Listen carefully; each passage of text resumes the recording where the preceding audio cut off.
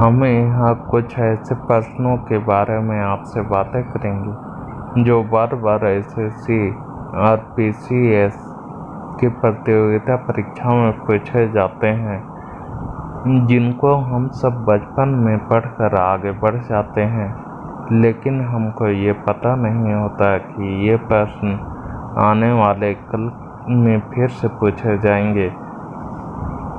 इसी गलती की सजा हम कंपटीशन की तैयारी में मिलती है। यहाँ हम ऐसे ही कुछ ऐसे प्रश्नों के बारे में आपसे बातें करेंगे। ब्रिटिश शासन द्वारा किन स्थानों के बीच प्रथम रेलवे लाइन बनाया गया था? तो इसका आंसर है मुंबई से ठाणे के बीच में। भारत का राष्ट्रीय पशु क्या है? तो इसका आंसर है बाघ। भारतीय वायु सेना में कमीशन्ड अधिकारी का सबसे छोटा पद होता है। तो इसका आंसर है पायलट ऑफिसर। युद्ध में साहस और पराक्रम के प्रदर्शन के लिए दिया जाने वाला भारत का एक सर्वोच्च सैनिक अलंकार क्या है? तो यहाँ अलंकार का मतलब आभूषण होता है, जो कि सैनिकों को सम्मानित करने के लिए दिया जाता है। उसे परमवीर चक्र कहते हैं।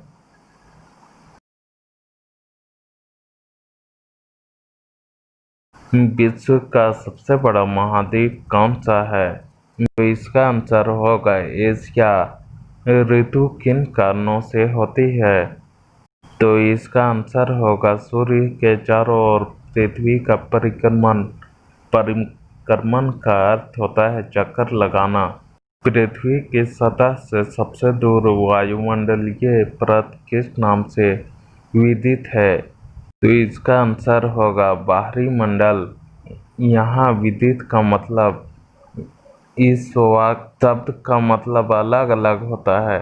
यहाँ विदित का मतलब है इस वाक्य के अनुसार पृथ्वी की सतह से सबसे दूर वायुमंडलीय परत किस नाम से जाना जाता है। यहाँ विदित का मतलब हुआ जाना जाता है। DCM ट्रॉफी का संबंध किस खेल से है? तो यहाँ आंसर होगा फुटबॉल से। अल्लाह रखा किस वाद्य यंत्र के लिए मशहूर थे? यहाँ अल्लाह रखा एक आदमी का नाम है जो कि एक तबला वादक थे, इसलिए इसका आंसर होगा तबला। वह मुगल बादशाह जिसने 15 वर्ष निर्वासित होकर गुजारे थे। तो इसका आंसर है हुमायूं। निर्वासित का मतलब देश निकाला कहा जाता है।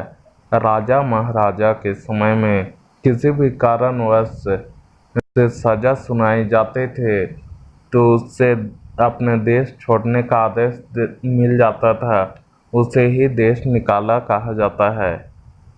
राज्यसभा की बैठकों की अध्यक्षता कौन करता है? तो इसका आंसर है उपराष्ट्रपति।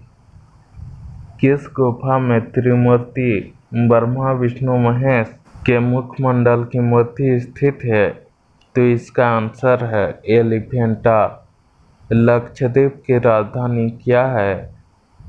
इसका आंसर है करावती।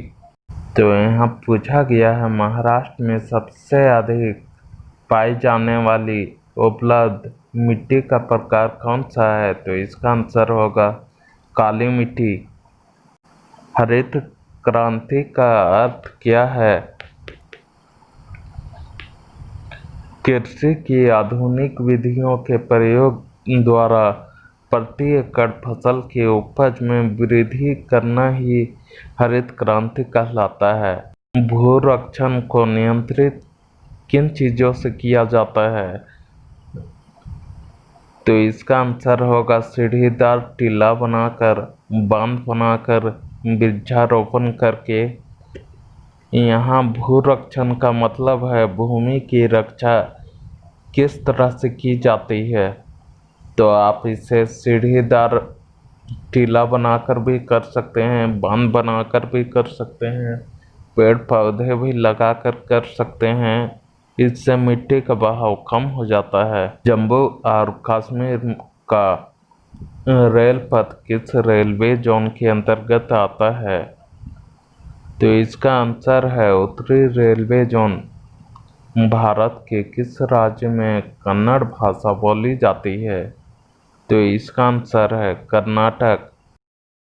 संघ शासित प्रदेश अंडमान निकोबार द्वीप समूह की राजधानी कौन सी है?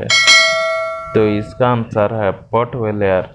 अगर आपको यह छोटी सी जानकारी अच्छी लगी हो तो आप इसे अधिक से अधिक लाइक और शेयर कीजिए।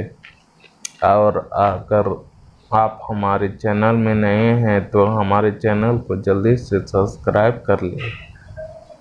आज के दौर में अपना और अपनों का ख्याल रखें।